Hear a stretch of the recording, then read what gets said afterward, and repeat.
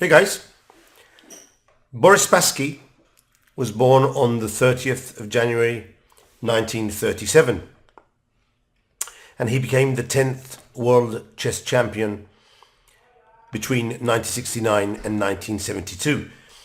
To become the 10th world champion, he had to defeat Tigran Petrosian in 1969, but then he lost the title against Bobby Fischer, as you all know, in 1972 in one of the matches that made chess as big as it is now, the famous Reykjavik, Iceland match. I mean, I was born in 70. This was 2 years after I was born. But for many of the players just previous to my generation, many of you out there, this was the match that made chess become so popular and probably brought you towards the game.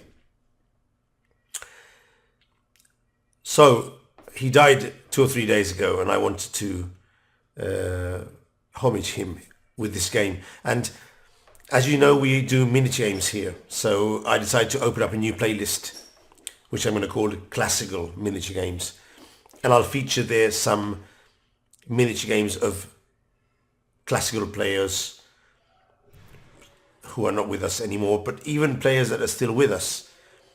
And I'll bring them every now and then when there's a birthday, when there's unfortunately a death or very important dates.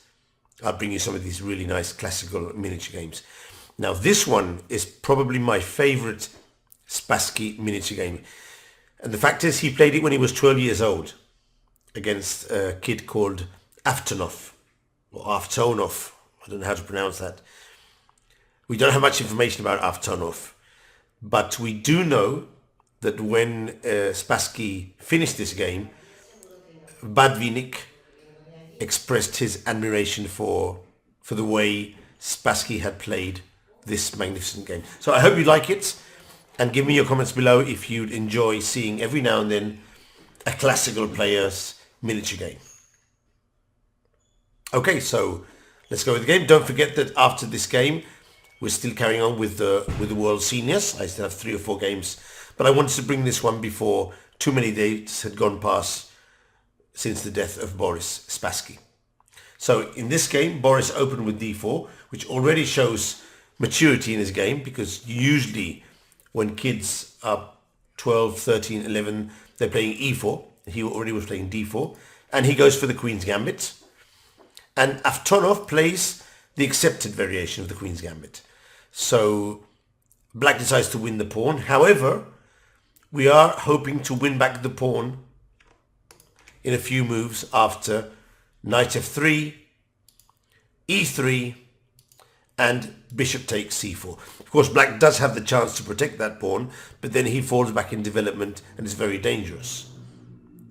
So Aftonov, instead of trying to defend the pawn, gives it back and strikes at the center. It's very principled and very correct.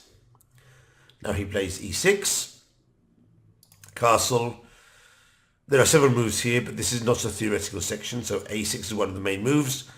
Maybe going for b5 at some point and developing the bishop. And of course there's many moves here. Players such as Kramnik are fond for the move d takes e5, allowing the exchange of queens and trying to claim that they can achieve some sort of advantage from this position, which is very difficult, but if you have a very good endgame technique, maybe you can find a way to take advantage of the fact that we have an extra tempo in many of the middle game positions.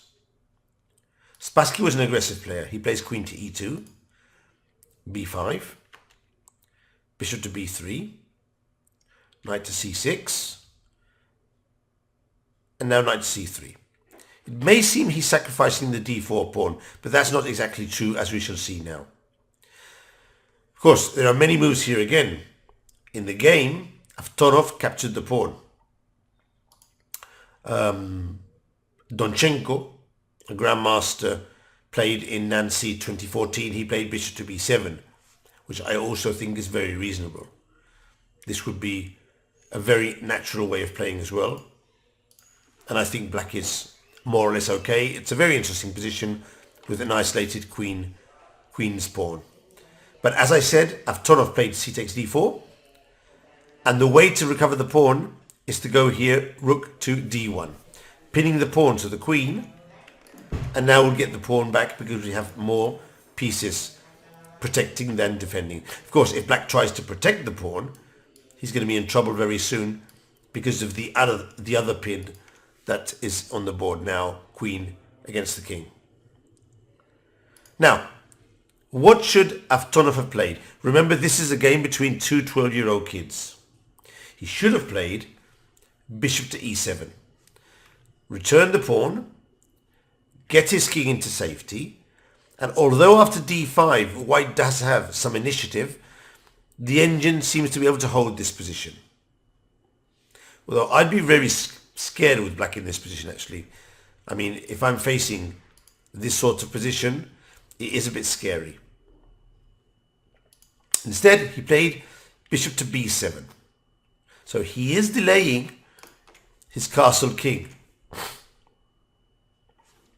Pawn takes pawn. Just preparing to develop the rest of the pieces. And now I would say the next move is Antonov's major mistake in the game. Or at least the first one. Now, the correct strategy when you're facing an isolated pawn is to try and blockade the pawn with a knight. So it does make sense to play knight to b4, which is the move that Aftonov played here.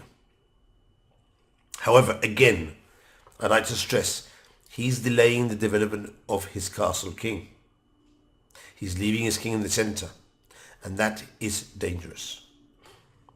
He could have played knight to a5, like Donchenko, and if white drops back with the bishop, he'll be in time to finish his development.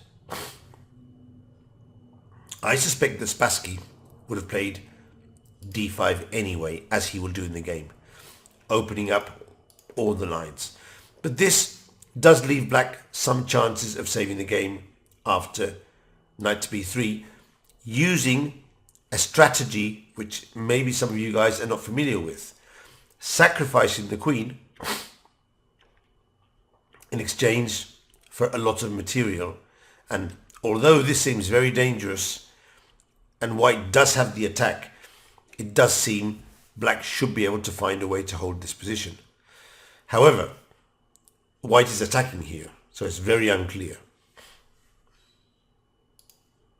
Anyway, in the game, black played knight to b4.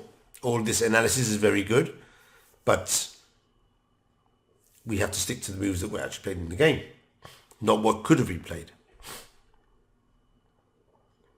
And here, Spassky played a fine move. Not so easy to see, especially if you're a 12-year-old kid. He played d5.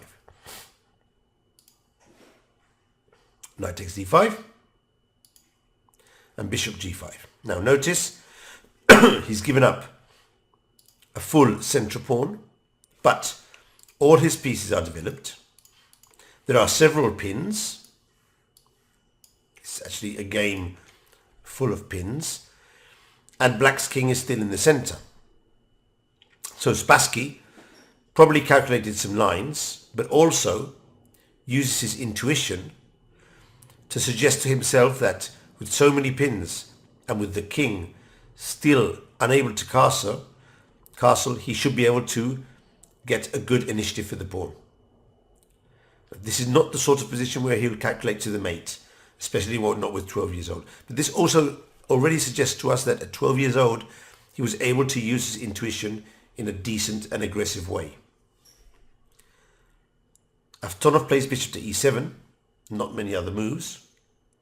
Of course, now he captures on f6. Now notice that if black captures with the knight, he'll lose his queen. This would be a disaster.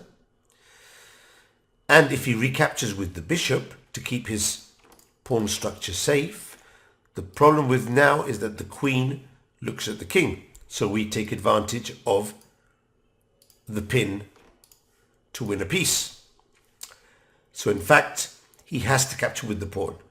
And I'm completely sure that Spassky noticed this when he played bishop to g5. So now, white does have an extra pawn, but black's king side is totally battered. We continue the attack. Knight takes d5. Bishop takes d5. Bishop takes d5.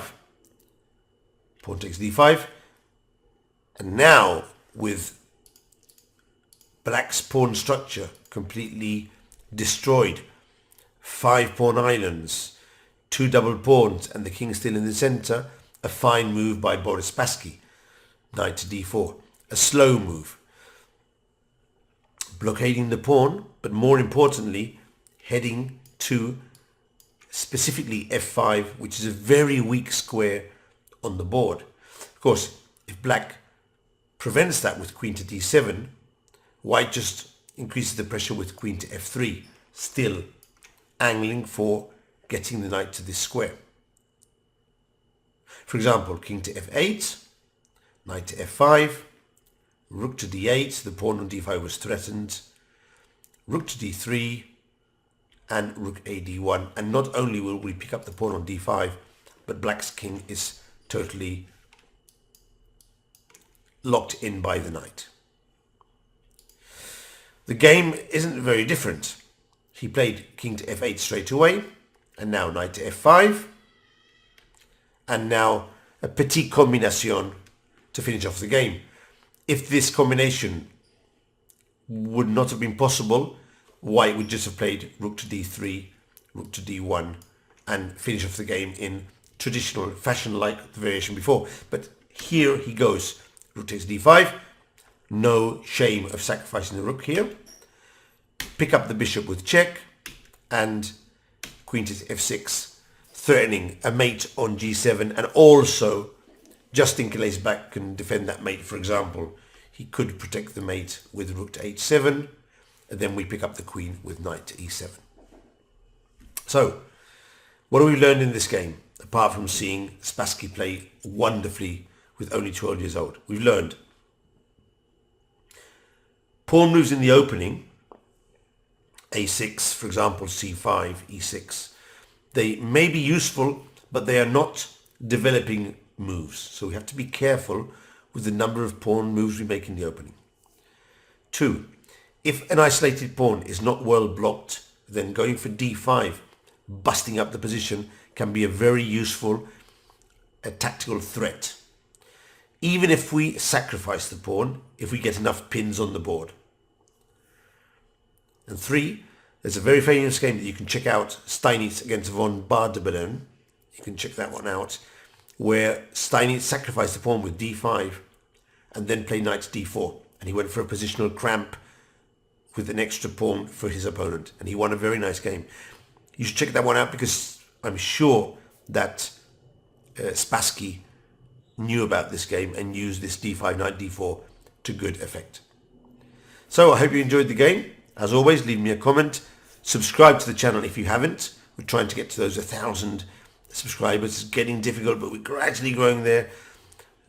2 by 2, 4 by 4, 5 by 5, slowly increasing our number of subscribers. Just hit the subscribe button. It's completely free. It's just a moment for you. And I know more than 50% of the viewers of this channel look up occasionally the games, but don't subscribe. I would really appreciate your subscription to achieve the goals of the channel. And what did you think about the game of Spassky?